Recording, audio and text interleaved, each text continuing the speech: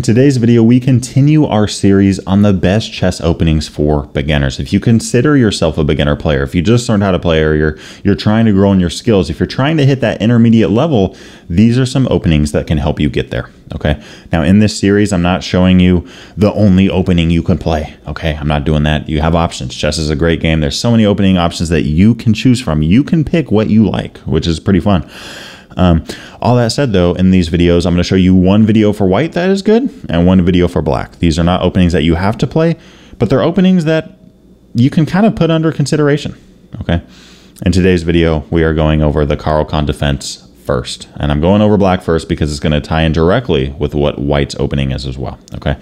What is the Caro-Kann? It's a response against e4, very popular, by the way, in which case we play c6. Let me just start out by saying that e4 players, including myself, often hate playing against the Caro-Kann, which shows that it's good. Okay, if you're playing some opening that is bad, you're usually not going to go, ugh, I can't stand that, right? You're going to say that against an opening that's hard to crack, all right? The Caro-Kann is very solid.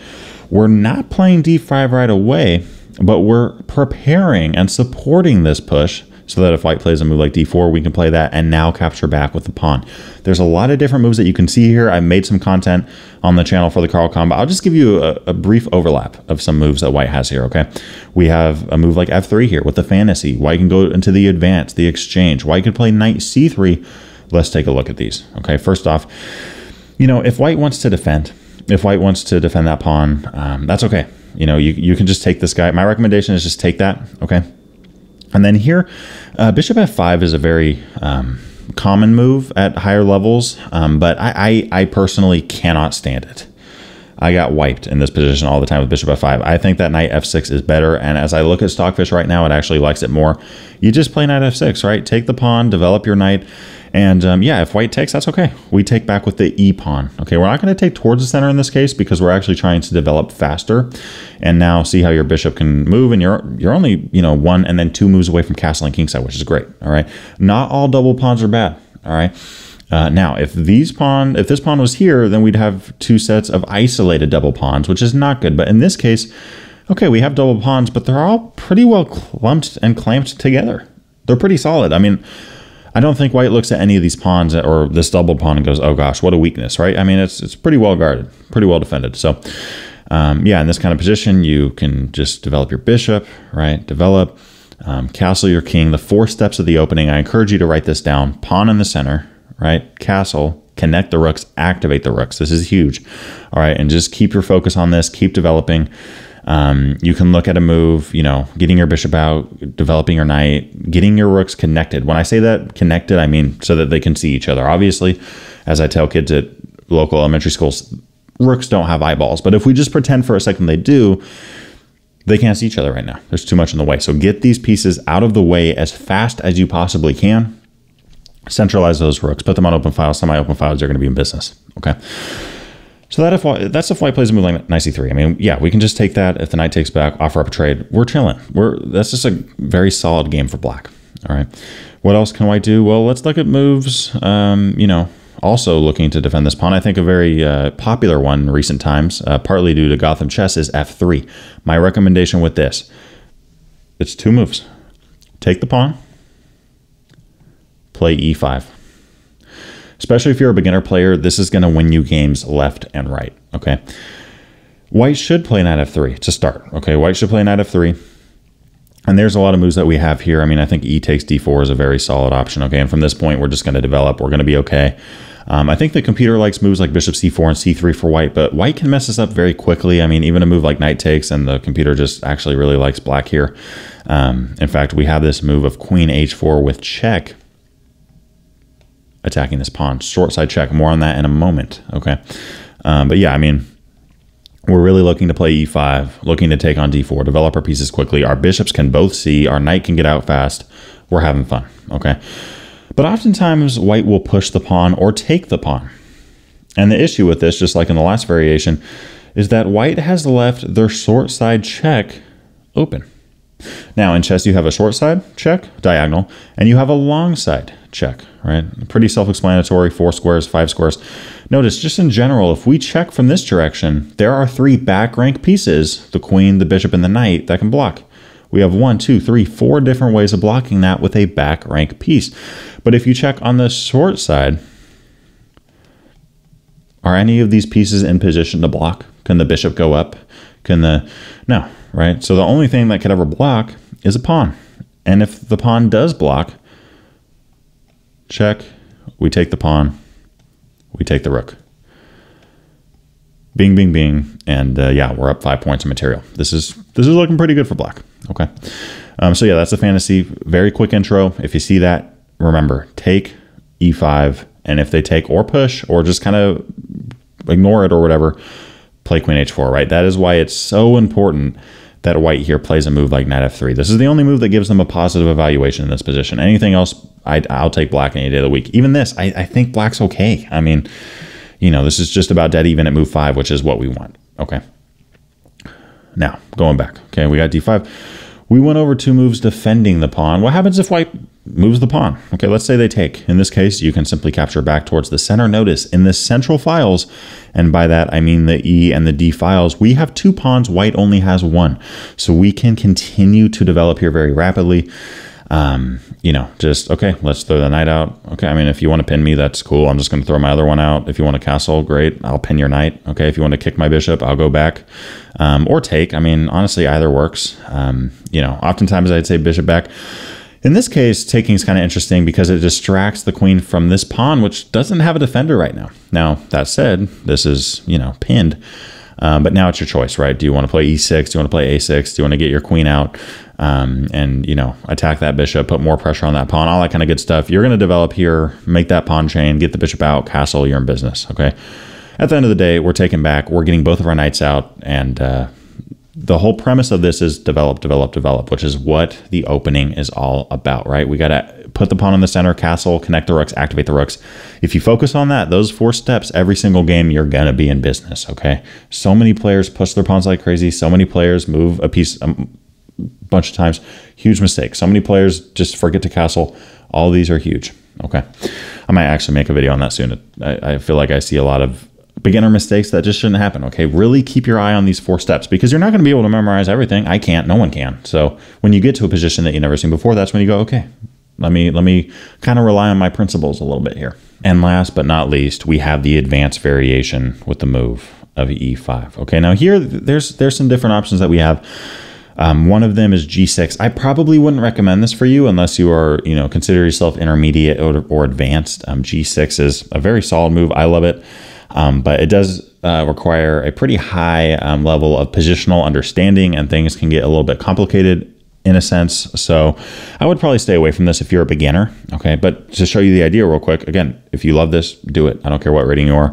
What we want white to do is just start pushing their pawns like crazy. And, you know, we're going to push this pawn to the H file. But notice the grip that we have on these light squares, right? With the pawns, with the bishop flying in, with this knight that's about to come to H6. Right? The bishop moves, my knight comes here.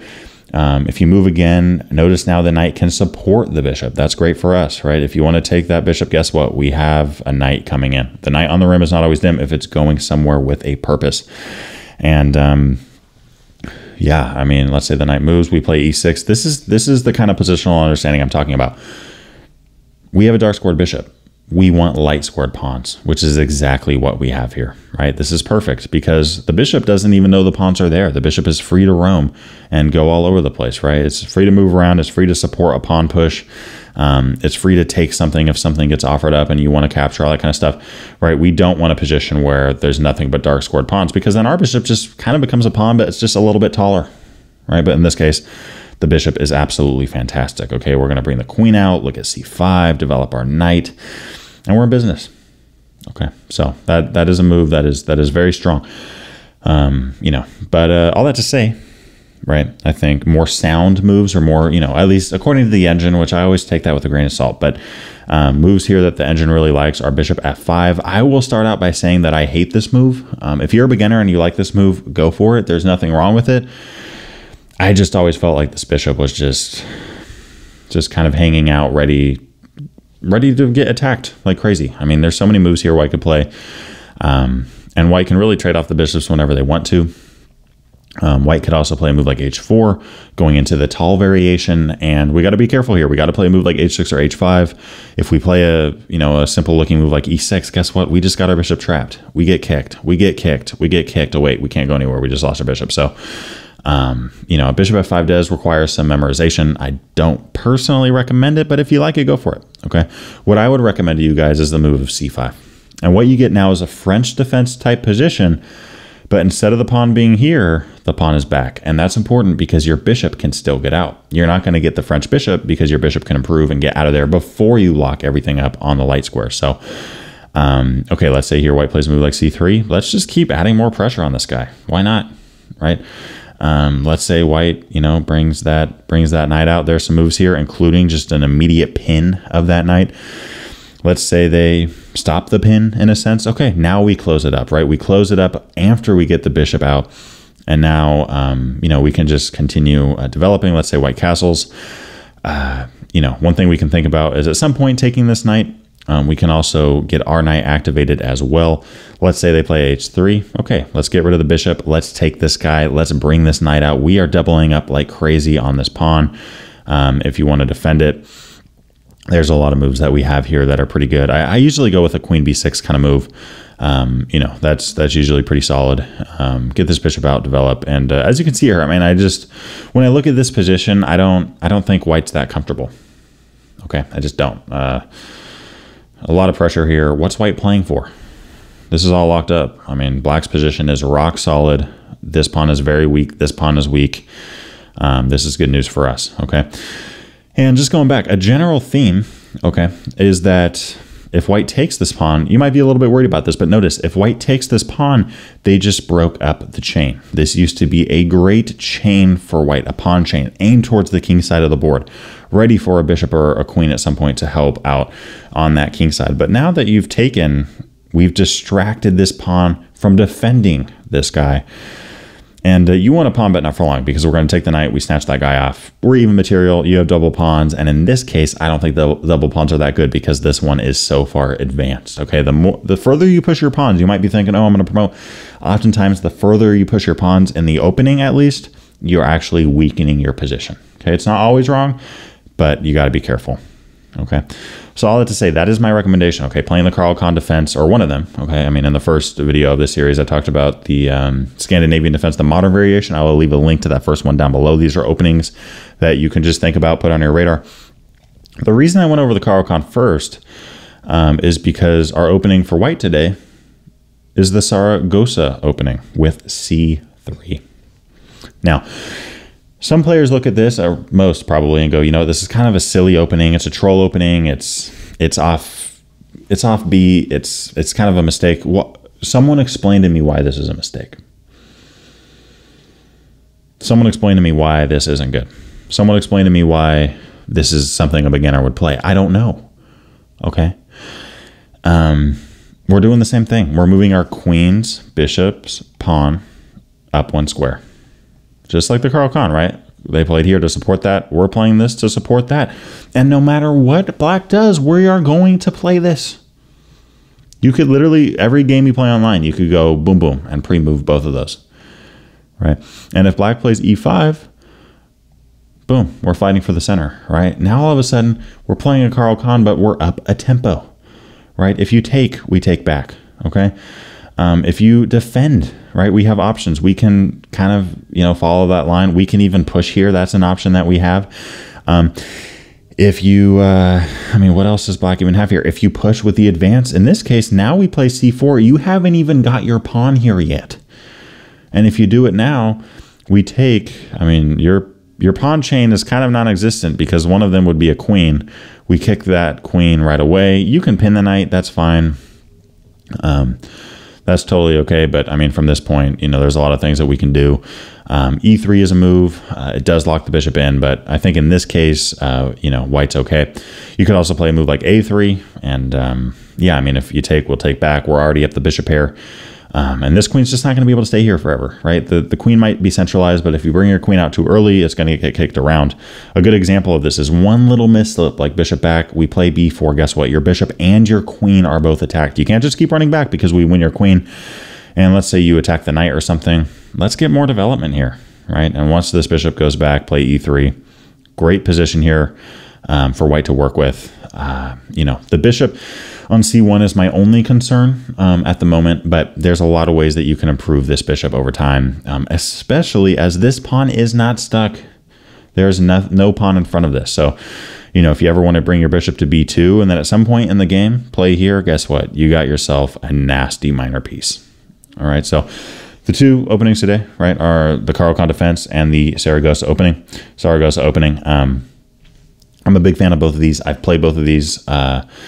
And the Saragossa in particular, I mean, it's just rock solid, right? Let's just say, for example, black doesn't play e5. Let's say they play d5 or something, okay? Again, we're just going to follow principles here, which is what you should be doing as a beginner. As a beginner chess player, I don't recommend you spending hundreds of hours in opening theory. I recommend you playing something that you can kind of get a quick intro to, and then, okay, boom, we're good. We can play now. We can work on the middle game. We can work on the end game. In this case here, let's focus on the 4 steps of the opening. What do I got to do right now? I got a castle. Let's get that done, right? Let's get this knight out, okay? Let's get the bishop developed because we don't necessarily want to lock things up before we get it out. So let's get that bishop out, okay? Let's say black develops. All right, let's play here, okay? I guess the only downside of playing e3 in this kind of position is that your bishop could get trapped. If you love your bishops, you might want to play a move like h3 so that if that's ever played, you can run away, right? That's something to think about. But okay, let's just go with h3, right? So let's say black castles, we play here, okay? What do we got to do? We got a castle, right? We already put a pawn in the center. Step 1's completed. Now we got a castle, right? Let's say black kind of just copies what we're doing. I've always liked the square for the bishop. You know, we can castle now, right? Let's say black moves again. We can now connect our rooks by moving the queen and the knight out of the way. The rooks can see each other now. We're now going to centralize those rooks. In fact, I think e4 is a break here that we could support with one of our rooks. Maybe put a rook on d1 as well. Sometimes it's hard to figure out what squares do I put the rooks on. Let me know down below if you'd want to see a video on that. That can be a huge decision that you got to make. I think in this case, all 3 of these are pretty solid for the rooks. All solid squares that you can work with. Okay, but we're going to start looking at pawn breaks. This is what you want. You don't want an opening that you got to study all day long and for weeks, like the Sicilian, for example. You want an opening that you can get a quick intro to, study a little bit, play it, and maybe, okay, maybe you're playing the Caro-Kann, maybe you're playing the Saragossa, and you run into some issues. But if you do, then you go back to the books, right? Then you figure out, okay, I've been falling into trouble with the advance. I've been falling into trouble with the fantasy. How can I improve on it? Where did I go wrong? Let me know what your thoughts are down below. Let me know other openings that you want me to include in this series. What other openings do you think are great for beginner chess players? See you next time. Thanks for watching today's video. I wanted to give a big shout out to my Patreon supporters for the month of January in 2023. If you haven't thought about becoming a member yet, I highly encourage you to think about it. You get some exclusive benefits by becoming a member and joining the family. And yeah, it's been quite a bit of fun. We're growing a base here, and I hope to see you there.